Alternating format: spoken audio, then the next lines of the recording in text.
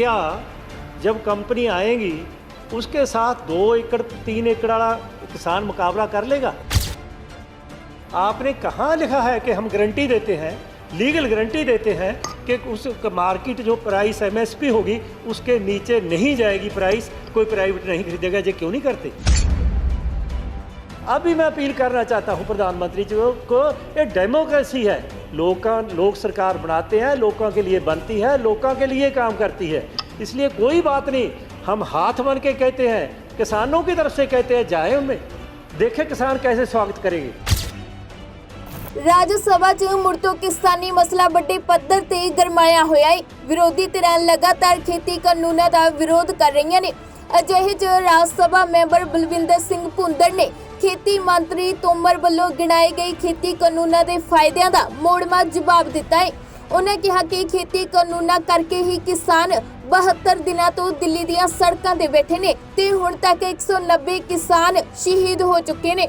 ਬਲਵਿੰਦਰ ਸਿੰਘ ਭੁੰਦੜ ਨੇ ਦੋਸ਼ ਲਾਇਆ ਕਿ ਖੇਤੀ ਕਾਨੂੰਨਾਂ 'ਚ ਸਰਕਾਰ ਦਾ ਲੁਕਮਾ ਏਜੰਡਾ ਹੈ ਤੇ ਐਮਐਸਪੀ ਦੀ ਗਾਰੰਟੀ ਨਾ ਮਿਲਣ ਕਾਰਨ ਕਿਸਾਨ ਬਰਬਾਦ ਹੋ ਜਾਵੇਗਾ।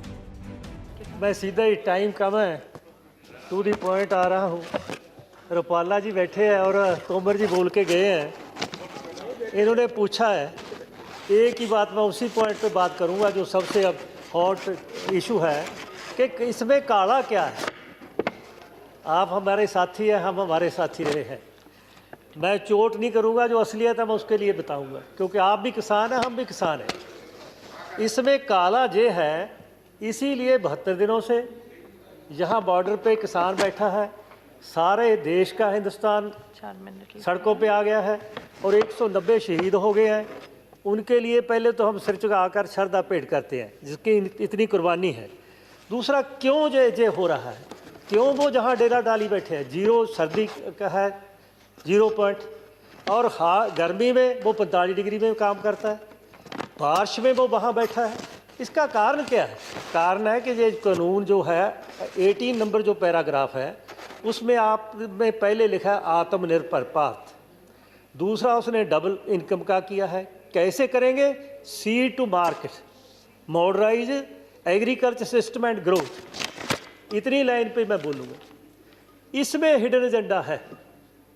यही बात है जो किसान को समझ आ गई। ये ऐसे कानून जो WTO के प्रेशर पे आ रहे हैं इस देश में भी, ये पहले कानून यूएसए यूरोपियन कंट्री में भी आ चुके हैं।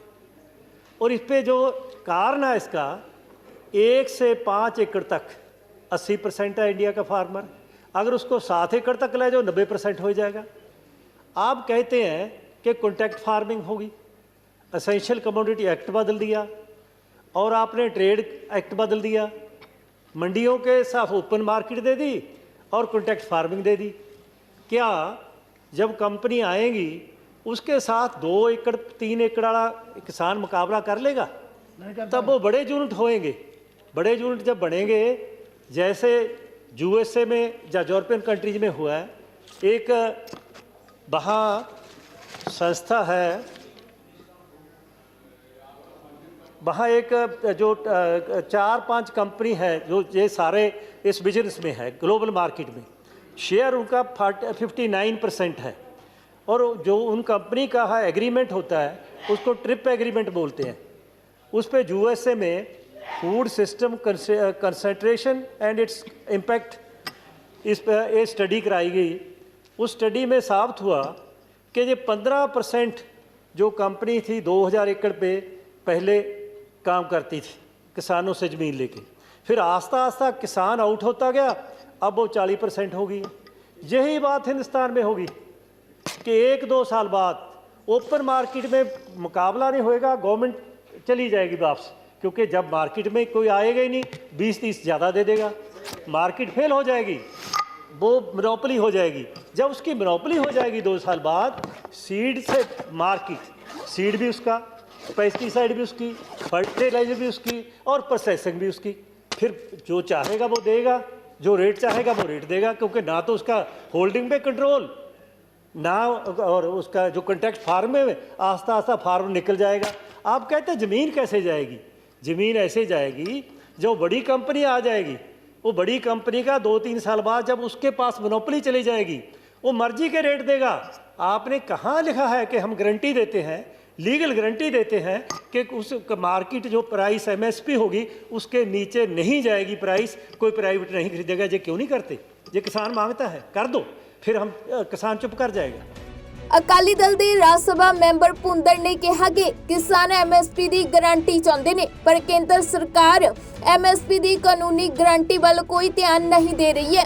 ਉਹਨੇ ਕਿਹਾ ਕਿ ਖੇਤੀ ਕਾਨੂੰਨ ਰੱਦ ਕਰਕੇ ਸਰਕਾਰ ਦੁਬਾਰਾ ਕਿਸਾਨਾਂ ਨਾਲ ਗੱਲਬਾਤ ਕਰੇ ਤੇ ਕਿਸਾਨਾਂ ਨੂੰ ਦੁਸ਼ਮਣ ਨਾ ਸਮਝਿਆ ਜਾਵੇ।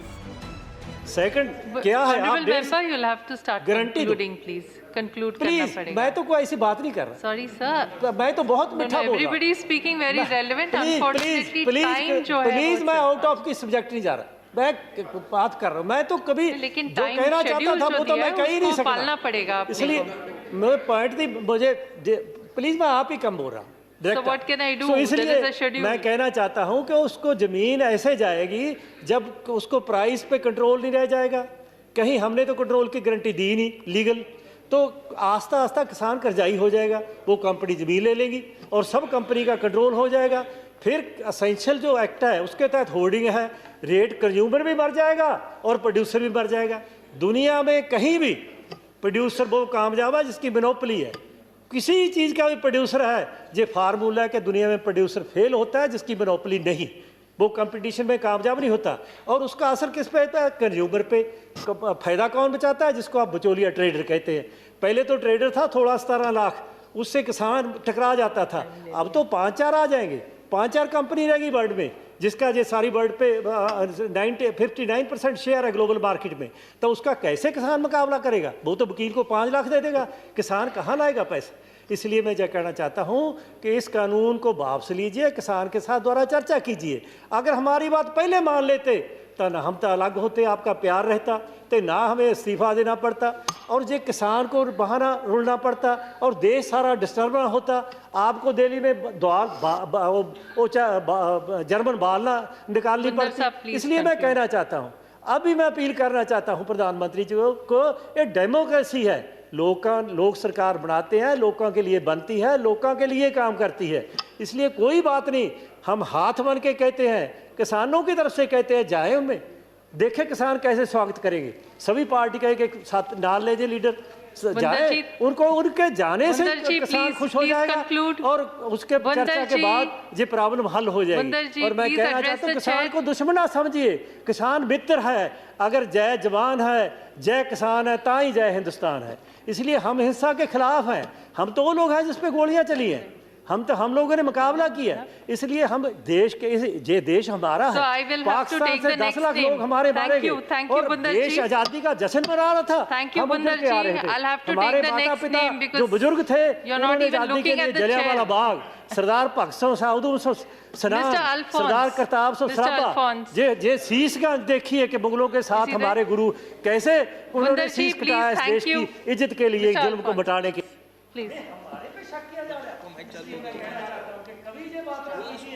Bundar ji, you are a very senior member. Please, please. Yes, Mr. Alphonse. Please start.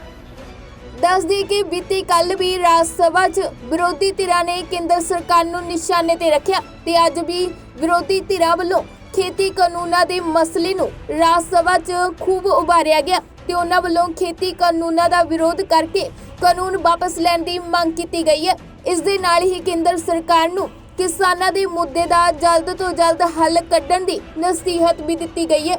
Bureau report, Punjabi ਲੋਕ ਚੈਨਲ।